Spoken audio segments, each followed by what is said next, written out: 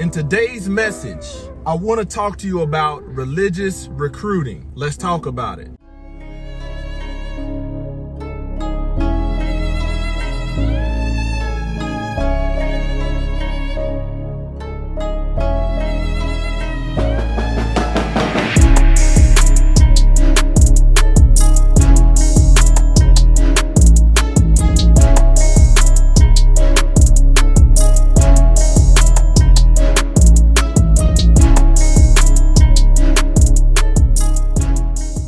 Glory to the Most High Yah, Shalom. Thank you for tuning in to another Righteous Spirit-filled episode. Today, I'm back at it in the trenches, handling that kingdom business. Man, when you think about the concept of religious recruiting, the Sunday church has people thinking that they are going out and making disciples when they go out and recruit people and ask folk, what church do you go to? You know, where is your place of worship? And people will ask you, religious people, they will ask you, you know, do you have a church home? And they often do this on the back end of me coming in and saying, you know, glory to the Most High Yah, or I ask them how's their day going, and they'll say, my day is good, and ask me how mine is going, and I'll say, well, that's it right there. No complaining, no need to complain if you got movement in your limbs. But oftentimes, what they don't realize when I give my response of, if you're talking about a church on Sunday, no, I don't have a church home because I keep the Sabbath. That always throws them for a loop. They want to know, what Bible are you reading? I'm reading the same Bible your pastor got. And what the church has done, and I'm talking about by way of the Roman Catholic Church, in shifting this stuff that the Most High Yah never told them to shift, or you can't find in scripture where he told them to keep a different day, or you can't find it nowhere in scripture where he commanded for us to keep a different day. So my response always throws folk off, throws religious folk off, because I know what ultimately they want to do. See, they've been taught a little bit of scripture and not the fullness of it. And they think just because they're inviting people in, that they're inviting people into truth, and it's the complete opposite. They're inviting people into religion. They're, you know, say for instance, if somebody goes to a Pentecostal church and they worship on Sunday, they go to that hour service on Sunday and they invite you, they're inviting you into a Pentecostal religion. You know, somebody that invites you to a Christian church, they're inviting you into the religion of Christianity, because there's some scriptures in there that your pastor don't know how to articulate, that doesn't conform with the religion of Christianity, that ain't nowhere in the Bible. If somebody goes to a Baptist Sunday worship church, you know, then they invite you to the Baptist religion. But out of everything that I'm saying, they're not guiding you to keep the ways of the Most High Yah. You know, they're not teaching you the weightier things of scripture, you know, to the law and to the testimony. If they don't speak of that right there, it ain't no light in them. How many times your pastor then talked about the law, to the law and testimony, not to the law or the testimony? No, both of them. But in Sunday worship churches, they only want to talk about the testimony. But the law is what gives you correction to say, man, I've been doing this wrong. I didn't know the Most High Yah didn't like this. But you're not going to get that in Sunday churches. That's the reason why marriages were failed.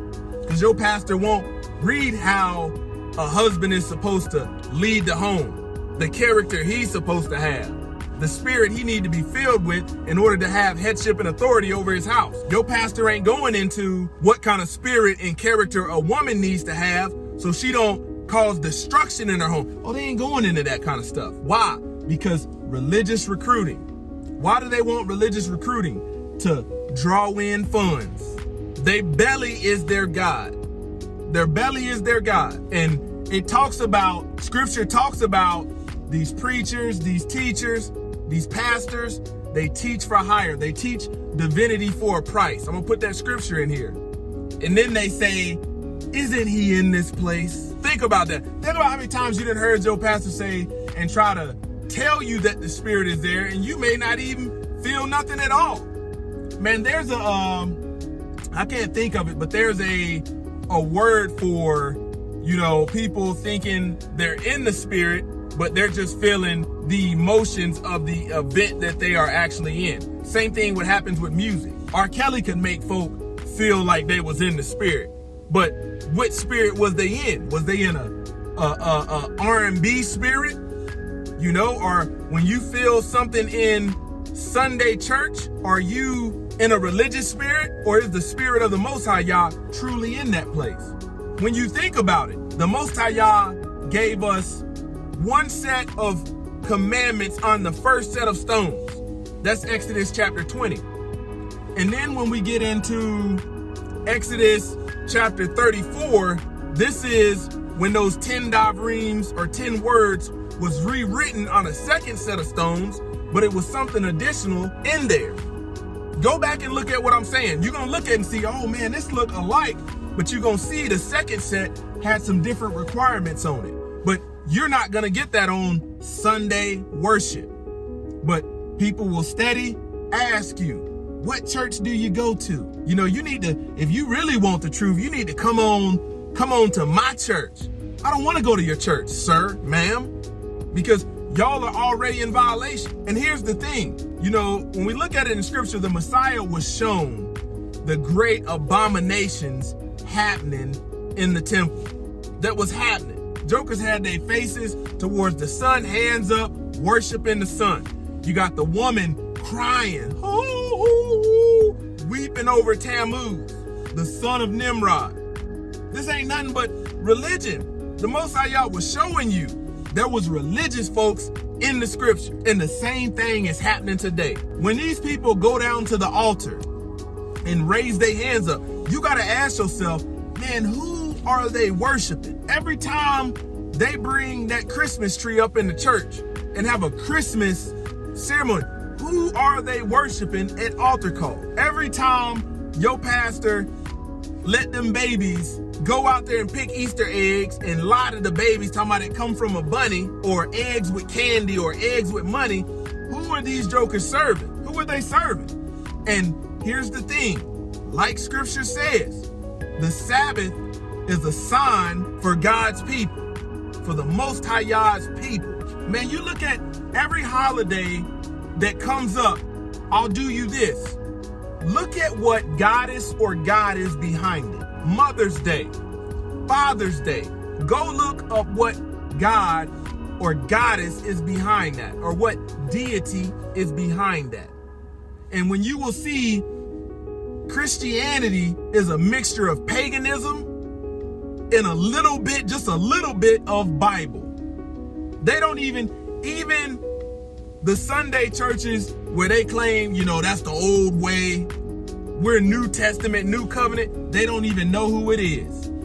They don't even know who the New Covenant pertains to, let alone the Old Covenant. It's the same two groups, Israel and Judah. But all of this stuff, when you go by and read these signs, and these people got all these names on their building, your pastor got doctor in front of his name and then pastor at the end. Like, who do these folk worship? Who are they serving? Because you could be a doctor in theology, still go to hell. You could be anointed a deacon, a female pastor.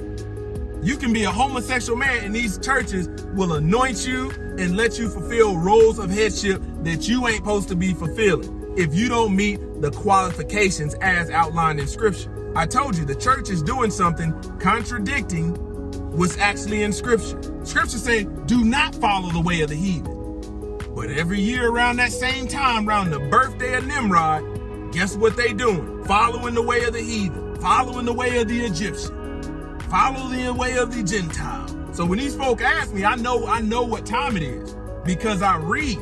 And that's why a lot of folk don't understand what I'm saying, because you haven't spent time reading.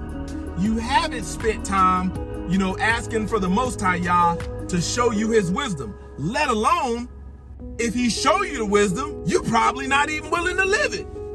So why should he continue showing you stuff just so you can be religiously intellectual, and you don't plan on living none of it. None of it. Religious recruiting. It's all about the money. All about the money. Y'all go out here and make disciples out of these folks. Wait a minute. The church does stuff that is contradictory to what the disciples actually did. Now, in Sunday worship, they will give you a little baptismal, they'll give you a little bit of scripture, and then they'll tell you a story to make your flesh feel good, or possibly something that's on the verge of being controversial, and then they'll back out of it instead of going in on what the scripture actually says. Or they'll get to certain parts of scripture, especially when it comes to describing the physical characteristics of the Messiah. Oh, they're going to jump over that. Now turn over here to such and such. You don't need to see. And what they're doing is sleight of hand, having you thinking that you're doing something righteous by going out promoting religion, and he ain't never told you to promote religion. The Most High Yah himself said pure religion is to pretty much cover the widows and their kids. The widows and their kids. When you look at the definition and do the etymology of the word, Hebrew back to the Greek, a widow, her kids are called orphans because they are uncovered. That's what pure religion is. But how many churches are seeking out to cover the widows, to pay the bills of a widow? You know what? We understand you are a widow. And according to this word, this is pure religion. How many are willing to do that? Or is your pastor just trying to get a new car, having you going out thinking that you making disciples, ultimately to recruit people for tithes and offerings? Meanwhile, while they don't even teach you in the fullness of tithes and offerings, telling you about what the scripture says about tithes and offerings. You probably didn't heard, will a man rob God and bring all of your tithes into the storehouse? But they don't tell you that tithe was fruits, vegetables, meats, everything they want monetary, brainwashed, strong delusion, as scripture says. Close to the God Ministries, kicking it gun barrel straight.